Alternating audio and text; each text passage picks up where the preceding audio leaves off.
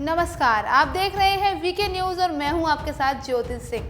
लोकसभा चुनाव के दौरान नेताओं में छिड़ी जंग काफी दिलचस्प रही। कभी बयानबाजियों ने महफिल लूटी तो कभी विवादों ने सियासत में गर्मी बढ़ाई। लेकिन चुनावी नतीजों के बाद राजनीति की एक अलग ही तस्वीर दिखाई दी। जहां एक और बीजेपी में खुशी और जश्न का माहौल रहा तो वहीं कांग्रेसियों के मुंह पर मायूसी और शर्मिंदगी नजर आई। खासकर कि अगर बात करें राजस्थान के चुनाव की तो वहां का नज़ारा तो अलग ही दिखाई दिया।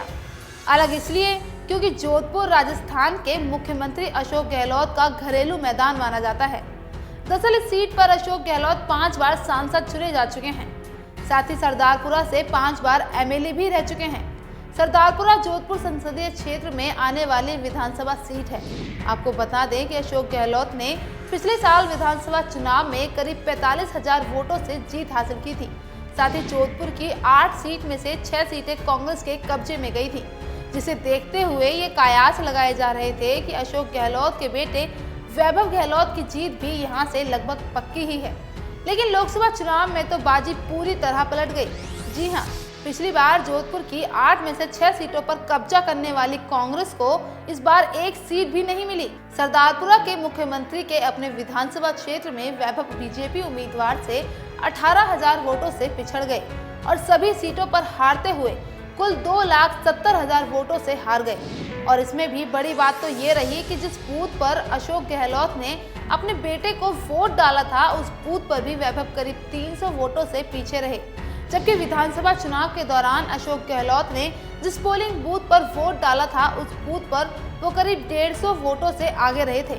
अब ध्यान देने वाली बात तो ये भी है कि वैभव गहलोत की यह हालत तब हुई जब उनके पिता अशोक गहलोत ने बेटे के चुनाव प्रचार के लिए जी जान लगा दी थी। यहाँ तक कि लोगों के घर घर जाकर बेटे वैभव के लिए चुनाव प्रचार तक किया था।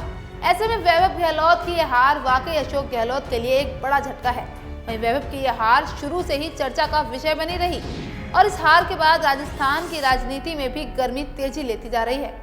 हाल ही में राजस्थान में कांग्रेस विधायक पृथ्वीराज मीणा के उस बयान के बाद भी सियासी बवाल खड़ा हो गया था, जिसमें उन्होंने कहा था कि गहलोत को पार्टी की हार की जिम्मेदारी लेनी चाहिए और उन्हें बदलकर सचिन पायलट को मुख्यमंत्री बनाया जाना चाहिए। तो वहीं दूसरी ओर अशोक गहलोत बेटे की हार के लिए उप मुख्यमंत्री सचिन पायलट को ही जिम्मेदार ठहरा रहे थे। अब भाई बात राजनीति की है तो बवाल होना तो लाजमी है, लेकिन चुनाव के बाद कांग्रेस के हर दिन कोई ना कोई बवाल इस राजनीति को और भी दिलचस्प बनाती जा रही है। तो दोस्तों, आपको हमारी ये खबर कैसी लगी हमें कमेंट बॉक्स में ज़रूर बताएं और अगर आपको वीडियो पसंद आया हो तो वीडियो को लाइक ज़रूर करें और चैनल को सब्सक्राइब करना बिल्कुल ना भूलें। धन्यवाद।